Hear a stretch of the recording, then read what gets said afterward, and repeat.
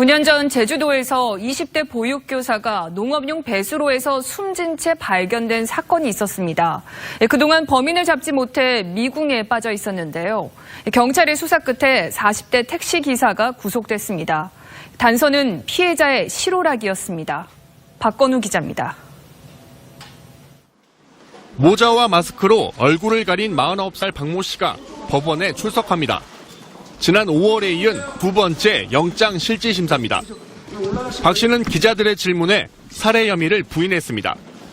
하지만 법원은 사안이 중대하고 도주 우려가 있다며 영장을 발부했습니다. 박 씨는 사건 당시에도 유력한 용의자였지만 증거 불충분으로 풀려났습니다.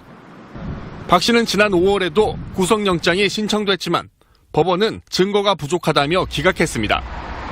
재수사 끝에 경찰은 결정적인 증거를 찾아냈습니다. 사건 당시 박 씨가 입었던 셔츠의 실오라기가 피해자 A씨의 가방 등에 섞여 있는 점을 발견했습니다. 박 씨의 택시에서도 A씨가 입었던 옷과 유사한 실오라기를 찾아냈습니다.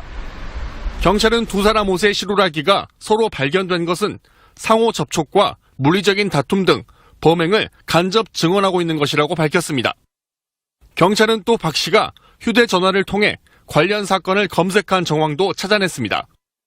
5월 이전에 제주 보육교사 살인과 관련해서 검색했던 내용이 나와요. 그런 부분이 저희들이 나중에 확인이 된 거죠. 경찰은 박 씨를 구속하고 추가 조사할 계획입니다. TV조선 박건우입니다. 어디로 가세요? 저 찍은 대로 지금 가주세요. 찍은 대로요? 네, 금방 할게요. 친구들과 헤어진 이 씨는 택시를 타고 남자친구의 집으로 이동합니다.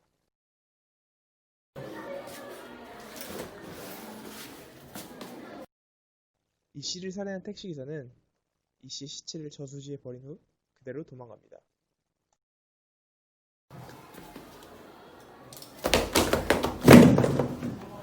이게 뭐야? 이 씨의 시신이 발견되며 사건은 미궁으로 빠지게 됩니다. 그럼 이제 사건의 진실에 대해 알아보도록 하죠.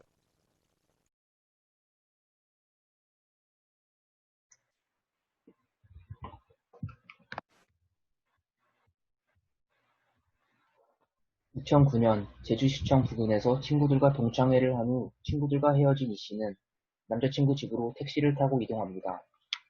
이후 이 씨는 연락두절이 되고 일주일 후 실종 장소에서 30km 떨어진 한 배수로에서 이 씨의 시신이 발견됩니다. 이후 사건은 미제가 되었지만 2015년 공소시효법이 폐지되면서 재수사되게 됩니다. 경찰은 이 사건에 국내 최초로 동물 사체 실험을 진행하고 이후 택시 운전사 박 씨에 대한 구속영장을 기각하고 박 씨는 기소되게 됩니다. 하지만 작년 7월 7일 결정적인 증거가 많았음에도 불구하고 박 씨는 무죄를 선고받았습니다. 그의 의류와 택시에서 검출된 미세섬유 증거, CCTV 영상, 그리고 혈흔 묻은 청바지 등 모두 박 씨 한 사람을 가리키고 있었음에도 불구하고 박 씨가 무죄 판결을 받은 이유는 무엇일까요? 이 이유와 관련된 두 가지 법을 살펴보려고 합니다. 작년 큰 이슈가 되었던 버닝썬 사건을 기억하시나요? 전 국민이 관심을 가지고 분노했던 사건이었습니다. 그런데 가수 승리가 사건과 관련하여 경찰에서 조사를 받던 중 그의 소속사 YG에서 새벽에 남몰래 파쇄차를 불러 큰 논란이 되었습니다. 이후 YG에서 경찰이 압수수색을 하기 전 증거를 인멸하고 있다는 의혹이 불게 되었고 양현석 대표는 이에 대해 매달 있는 절차라며 해명하였습니다. 경찰은 5개월 후가 돼서야 YG 사옥을 압수수색할 수 있었습니다. 이와 같이 아무리 사건이 크더라도 영장 없이는 압수수색을 진행할 수 없습니다. 제주 보육교사 사건도 마찬가지입니다. 경찰은 미세섬유와 혈흔이 묻은 청바지 등 다양한 증거를 제출하였지만 이는 영장 없이 위법하게 수집된 증거로 효력이 없다고 판단하였습니다. 만약 이것이 박 씨가 범행을 저지를 때 사용한 실제 증거가 맞다고 하더라도 이는 아무런 도움이 되지 않게 되는 것입니다. 영장 없는 압수수색에 대해서는 여러 논란이 있습니다. 이것이 무조건적으로 허용된다면 공권력 남용과 증거 조작 등의 문제가 발생하여 수사 과정이 투명하게 진행되지 못할 우려가 있습니다. 하지만 영장을 발부받는 시간에 피의자가 증거를 인멸할 경우가 있으므로 현행범이나 도피 중인 범죄자의 경우에는 예외를 둬야 한다는 예외 조항 또한 존재합니다. 또 다른 법을 살펴보자면 법원의 무죄 판결은 합리적 의심과도 관련이 있습니다. 영화 살인의 추억을 보셨나요? 박해일 배우가 연기한 박완규라는 사람은 살인사건의 가장 유력한 용의자로 등장합니다. 그는 알리바이도 불확실하고 손도 범인과 같이 굽고 사건 이전의 정황이 범인과 가장 비슷하다는 점을 통해 우리는 그가 확실한 범인이라는 생각을 하기 마련입니다. 하지만 영화에서 박완규는 결국 풀려나게 됩니다. 이것은 단순히 영화의 일뿐만이 아닌 실제에도 발생하는 일입니다. 그가 풀려난 이유는 그를 향한 증거가 부족할 뿐만 아니라 있는 증거 또한 합리적 의심이 들게 하기 때문입니다. 제주 보육교사 살인사건 또한 합리적 의심을 통해 유력한 용의자가 무죄 판결을 받은 사례입니다. 사건 당시에 CCTV 영상의 해상도가 낮아 차량을 정확히 확인할 수 없다는 점, 피해자가 피고인이 아닌 다른 택시에 탑승할 수 있었다는 점 등은 법원에게 합리적 의심을 들게 했다는 것입니다. 또한 용의자 강 씨는 당시 사건 시기에 통화 기록을 삭제하는 등의 수상한 행동을 보였지만 이는 범행이 아닌 다른 이유 때문에 이러한 행동을 했다는 의심의 여지를 남겨둡니다. 형사소송법 제307호 2항에 따르면 범죄 사실의 인정은 합리적인 의심이 없는 정도의 증명에 이르러야 합니다. 완전히 명백한 증거가 아니면 이것으로 유죄를 입증할 수 없다는 법입니다. 뉴스를 볼 때 누가 봐도 유죄인 경우가 무죄로 판결되는 경우가 가끔 나옵니다. 이러한 경우는 대부분 증거 불충분이거나 합리적 의심에 대한 무죄 판결이라고 볼 수 있습니다. 여러분들은 이러한 법들에 대해서 어떻게 생각하시나요? 몇몇 사람들은 어떤 사건이든 법이 무엇보다도 우선해야 한다고 말하고 일부는 정의 실현을 위해 이러한 법들이 개정되거나 가끔은 무시되어도 된다고 말합니다. 이러한 상황에서 우리는 법과 절차를 중시해야 하는지 아니면 정의를 중요시해야 하는지에 대한 논란은 앞으로도 계속될 것입니다.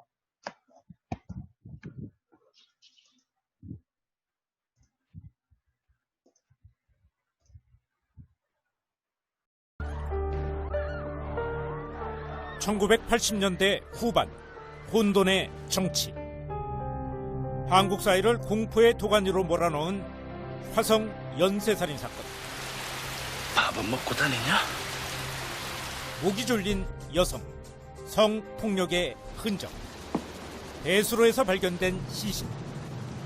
그 안에 뭐 있어요? 그 20년 후 제주 배수로에서 발견된 너무나도 깨끗했던 시신. 또다시 10년간의 미제. 10년 넘었는데 새로 수사가 되겠어? 어렵지. 타임머신 있으면 제가 눈을 봤으면 좋겠어요. 하지만 미제의 울타리를 넘어 마침내 법정에 선 사건. 사장님 들어가세요. 그럴 거 아니에요.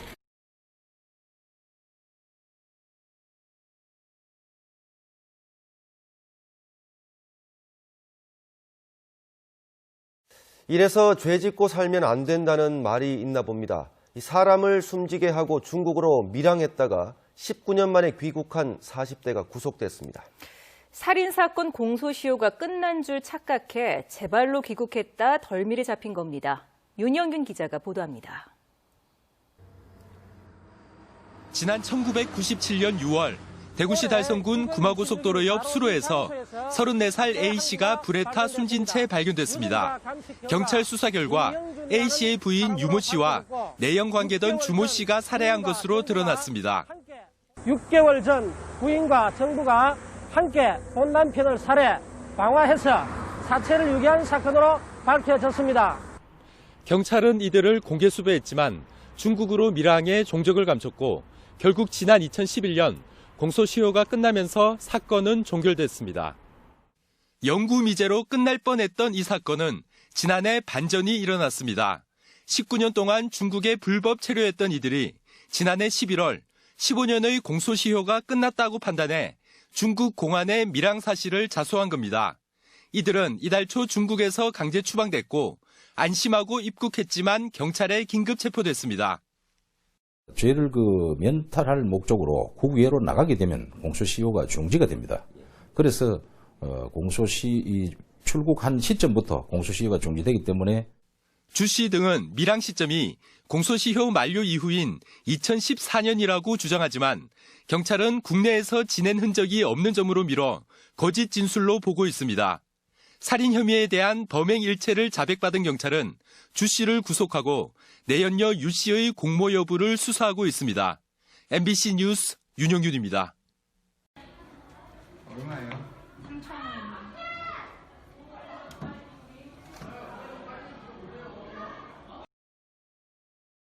(1996년) 대구에서 직장 생활을 하던 A씨는 동네 슈퍼마켓을 자주 이용하다가 동네 슈퍼마켓의 여주인인 B씨와 내연관계를 맺게 됩니다. 뭐해? 그냥 알람 맞추는데? 좋아, 내가 맞출게. 이게 뭐야?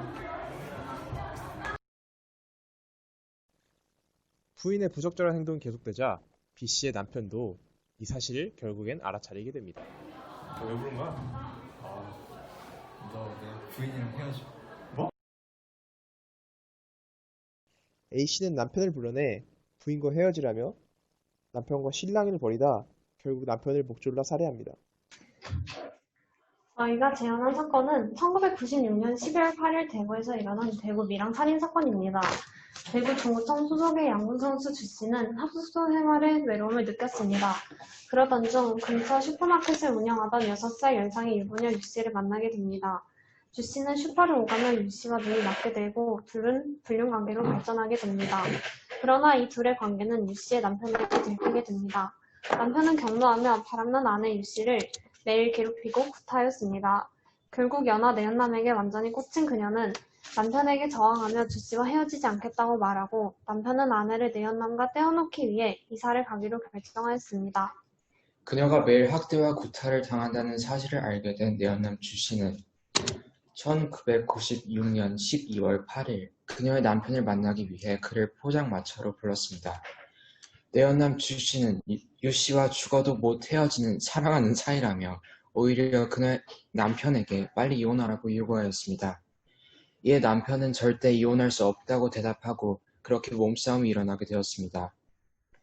둘은 격하게 싸웠고 결국 내연남이 남편을 목졸라 살해하게 되었습니다.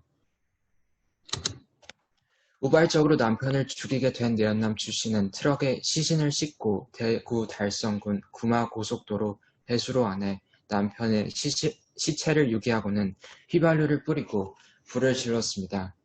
사람의 발길이 거의 없었던 배수로의 시체는 그렇게 6개월 정도 불에 탄 채로 버려져 있었습니다. 범행 다음 날인 12월 9일 내연남 주 씨는 경남 창원시에서 경찰관으로 근무하던 자신의 친누나에게 자신이 살인을 저질렀다고 실토하였습니다. 그러나 주 씨의 누나는 남동생이 돈이 필요해서 극적인 거짓말을 한다고 여기고 용돈과 주 씨의 이름으로 된 통장을 보내줍니다. 그렇게 통장을 받은 주 씨는 그 이후 내연녀 유 씨와 함께 잠적하였습니다. 이후 동생이 연락 두절이 되자 경찰이던 누나는 동생의 살인 고백에 의심을 품고 창원경찰서에 동생의 행적에 대해 보고하였습니다. 그리고 당시 유 씨의 시아버지 또한 아들과 며느리 둘 다 연락 두절이었기 때문에 가출 신고를 한 상태였습니다. 내연남 주 씨와 유 씨 부부 세 사람이 동시에 사라졌고 사건 당일 포장마차에서 남편과 주 씨의 다툼을 목격한 사람도 나타나 대충 사건에 대한 짐작이 가능했으나 물증이 없는 상태였습니다.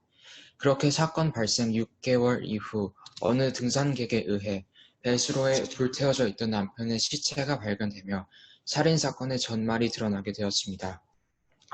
유전자 감식을 통해 주 씨와 유 씨가 범인이라고 확신한 경찰은 전국으로 수배령을 내렸지만 자취를 감춘 두 사람을 찾을 수 없었습니다. 그렇게 2011년 12월 8일 남편 살인사건에 대한 공소시효가 끝났고 수사는 완전히 종결되어 이 사건은 영구 미제로 남게 됩니다. 그로부터 4년이 더 지난 2015년 말 상황은 반전됩니다.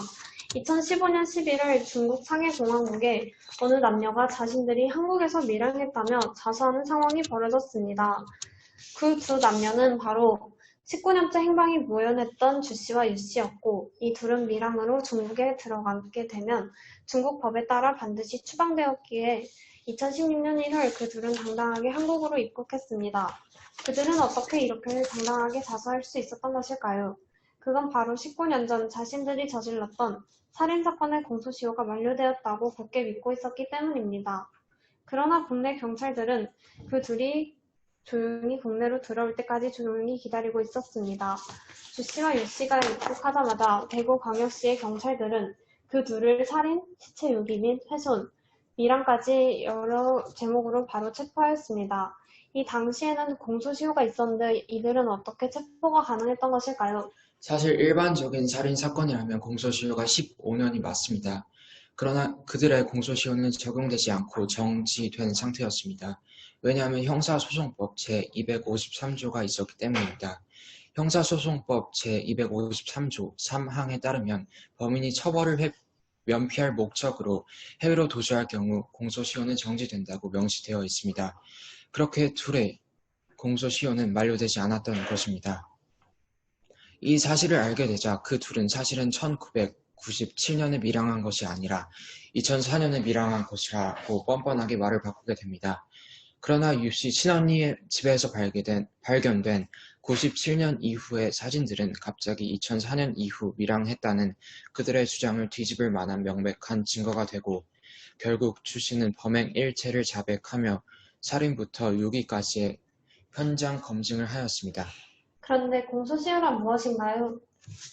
공소시효란 어떤 범죄에 대하여 일정 기간이 지나면 공소 제기를 허용하지 않는 제도로 수사기관이 법원에 재판을 청구하지 않는 불기소 처분의 한 유형입니다. 즉 일정 기간이 지나면 범죄 사실에 대한 국가의 형벌권을 완전히 소멸시키는 것입니다. 따라서 공소시효가 완성되면 설령 범죄를 저질렀어도 수사 및 기소 대상이 되지 않는다는 게 공소시효입니다. 원론적으로는 죄를 없애는 것이 아니라 사건이 일어난 지 너무 오래되어서 불문에 붙이는 것을 말합니다. 물론 원론적에 불과한 만큼 실제적으로는 죄를 없앤다고 봐도 과언이 아니긴 합니다. 설령 누구나 다 알고 있는 죄를 저질렀다 해도 기간이 지나버리면 더 이상 죄의 존재를 증명할 수 없으며 근거가 없기 때문에 공소 및 처벌도 불가능한 게 공소시효입니다. 수사 단계에서는 검사는 혐의 없음 처분이 아닌 공소권 없음 처분을 하게 되고 공소 제기가 되었더라도 법원은 유무죄 판단 이전에 면소 판결로 재판을 종료합니다. 즉 공소, 유무죄 판단, 근거에 따라 처벌이라는 법 집행 단계에서 첫 단계가 사라지니 단계가 돌아가지 못하는 것이라고 보실 수 있겠습니다. 이에 따라 유죄 판결을 받는 게 아니므로 면소 판결일지언정 무죄 추정의 원칙이 유지되어 법리상 무죄가 되어버리는 것입니다. 그런데 이 공소시효는 왜 없어지게 되었나요? 바로 태안이법이 생겨났기 때문입니다. 태안이법은 1999년 5월 대구에서 발생한 당시 6세 김태환군 황선테러 사건을 계기로 발의되었습니다. 당시 대구 어린이 황선테러 사건으로 인해 태환이는 당시 49일간 투병하다 결국 사망했으며 태환군에게 황선테러를 가한 범인이 잡히지 않은 상태에서 공소시효가 만료가 입학할 위기에 처했습니다. 이 살인사건에 대해서는 공소시효를 폐지해야 한다는 여론이 거세게 일어나 태안이법이 법률로 제정되었습니다. 참고로 법률은 효력이 발생하기 이전에 행위에 대해서는 사후 입법으로 소급해서 적용할 수 없다는 원칙인 헌법 제13조 법률 불소급의 원칙을 따르기 때문에 공소시효가 만료된 대구 어린이 황선테러 사건의 경우 이 법안의 대상에서 제외되었습니다. 그럼 이제 다음 사건 재현을 보시죠.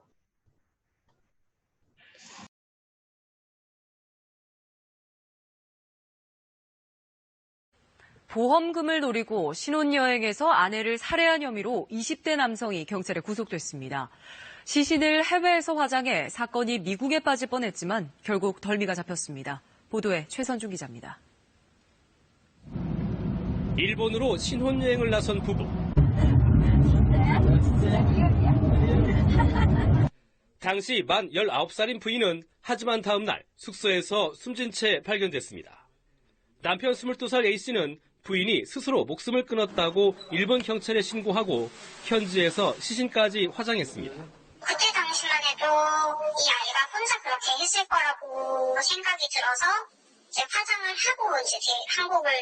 이어 A씨는 신혼여행을 가는 공항에서 든 아내 명의의 1억 5천만 원짜리 여행자 보험금을 타려고 했습니다. 상의도 하고 내가 또 성상수기인데 왜 나한테 지급이 안 되느냐. 경찰이 수사에 나선 건 A씨를 수상하게 여긴 보험사와 유족들의 신고, 일기장 등에서 범행 단서가 나왔고 사인이 니코틴 중독이라는 일본 경찰의 부검 결과가 결정적 역할을 했습니다. 해외여행을 가서 여자친구랑 절벽에서 살아야겠다는 그런 내용도 있었고요.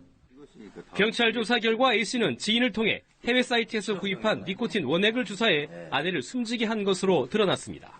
A씨는 범행을 부인하고 있지만 또 다른 여자친구를 같은 수법으로 살해하려다 미수에 그친 증거까지 나오면서 결국 구속됐습니다. KBS 뉴스 최선중입니다.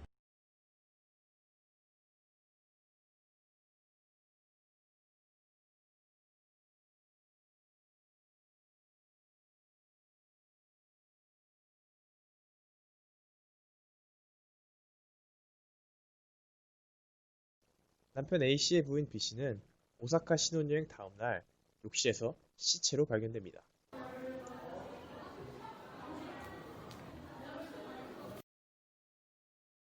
사인은 니코틴 중독으로 인한 자살로 밝혀졌지만 이 사건은 단순한 자살 사건 같아 보이진 않았습니다. 사건 제가 잘 보셨나요?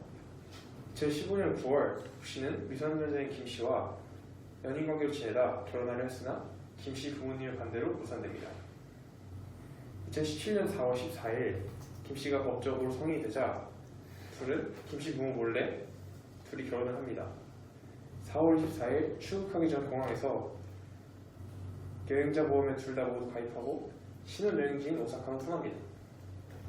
B씨가 오사카 숙소 욕실에서 김씨가 쓰러져 있는 모습을 발견해 신고하는데 남편은 부인이 자살했다고 주장하고 이런저런 정황을 살펴본 후 일본 경찰은 보험 결과 사인은 니코틴 중독이라는 것이 밝혀지고 이를 자살로 결론짓습니다.